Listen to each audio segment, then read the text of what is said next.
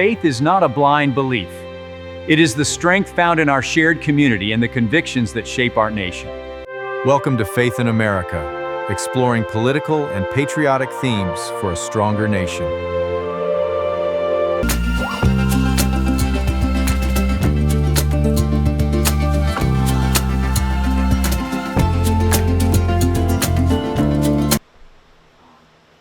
Welcome to the podcast.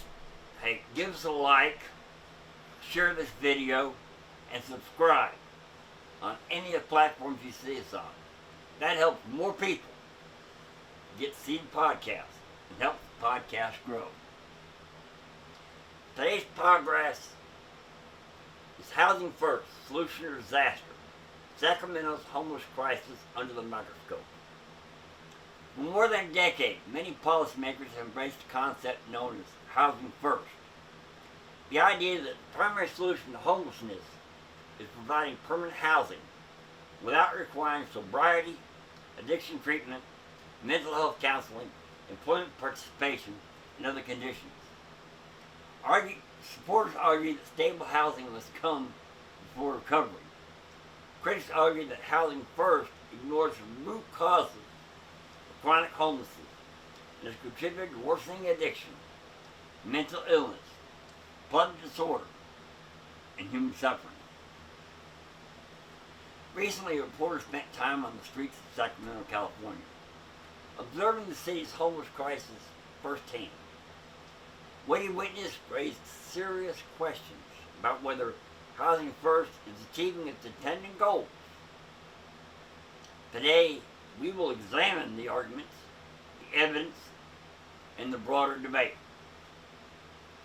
Housing First emerged as a policy model in the 1990s and eventually became federal policy. The principle is simple. Instead of requiring people to address addiction, mental illness, or unemployment before receiving housing assistance, government agencies placed individuals into housing first and then offered voluntarily services afterwards. Advocates believe housing provides stability and dignity that can make recovery easier. California became the first state to fully embrace Housing First as its primary homeless strategy.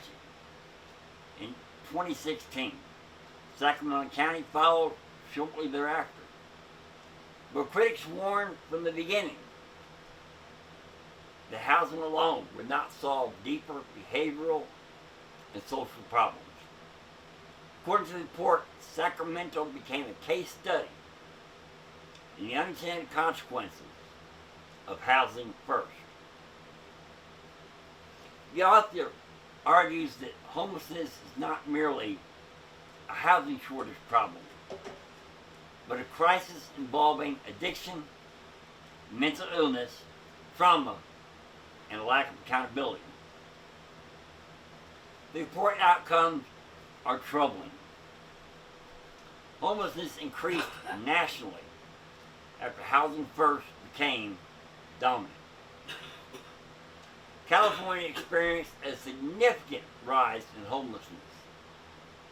Sacramento County's homeless population more than doubled. The article argues that government agencies increasingly tolerated conditions that once would have been considered unacceptable. Massive encampments, open drug use, environmental damage, public disorder, chronic untreated mental illness. The concern is not merely about the statistics, it's about visible human suffering. The report spent time with the River City Waterway Alliance, a volunteer organization that cleans Sacramento's waterways. He also accompanied Sacramento County Sheriff's homeless outreach team. What they encountered was staggering. According to the report, nearly 4 million pounds of waste have been removed from the waterways over 3 years. Volunteers collected approximately 29,000 discarded needles, nearly 19,000 shopping carts, more than 70,000 batteries were removed from waterways and public spaces. Meanwhile, law enforcement reportedly cleared thousands of encampments and removed millions of pounds of trash, only see many areas reoccupied.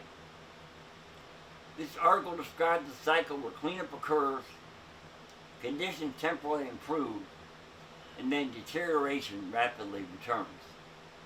Perhaps the central argument made by critics is that housing first removed accountability from the system. Under many housing first programs,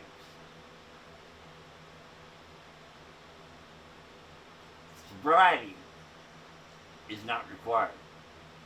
Treatment participation is not required. Employment is not required. Behavioral improvement is not required. Critics contend that this creates an environment where addiction and mental illness remain untreated, while taxpayers continue funding housing subsidies indefinitely. Supporters strongly disagree. They argue that requiring sobriety before housing creates barriers that leave vulnerable people on the streets. They maintain that stable housing is often the foundation upon which recovery can later occur. This is where the policy debate becomes especially intense. To understand the issue fairly, we must examine both sides. Housing first advocates point to studies showing that many chronically homeless individuals are more likely to remain housed when they are not forced to meet preconditions. They argue housing is a basic human need. Stability improves health outcomes. Emergency room visits can decline. Jail costs may decrease. Long-term housing retention often improves. Supporters contend that treatment can be offered more effectively if the person has a safe place to live. In their view, homelessness itself is destabilizing and makes recovery harder. Critics believe housing first addresses the symptom rather than the disease. They argue many individuals living in chronic homelessness struggle with things like severe addiction, serious mental illness, criminal behavior, trauma, lack of life skills. And according to this perspective, providing housing without structured expectation often fails to produce lasting recovery. Critics advocate for recovery-focused housing, drug treatment programs, mental health interventions, employment training, personal accountability measures, and the article highlights California Governor Gavin Newsom's vetoed legislation that would have expanded certain sober living housing options. A decision critics cite as evidence that recovery-focused approaches have been marginalized. The Sacramento story raises a broader national question. What is the ultimate goal? Is it simply to move people into housing, or is it to restore lives? Most Americans would likely say the goal should be both. Housing matters. Recovery matters. Mental health treatment matters. Employment matters. Community matters. Human dignity requires more than a roof over your head. It requires hope purpose, responsibility, and restoration. Here's my closing thoughts. Debate over housing first is ultimately a debate about human nature and public policy. Sacramento's experience has become a warning sign for many who believe current homelessness strategies are failing. Critics point to growing encampments, environmental degradation, rising debt, and worsening disorder as evidence that housing alone is insufficient. Supporters respond that abandoning housing first will leave vulnerable people with even fewer options and push more individuals onto the streets. The challenge for policymakers may be finding a balance between compassion and accountability, between providing shelter and fostering recovery.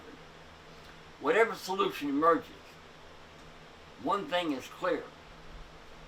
The homeless crisis is about far more than buildings. It is about broken lives, struggling communities, and a nation searching for answers. Thank you for listening. If you enjoyed this episode, be sure to subscribe, share the program, and join us next time as we examine another issue shaping America today.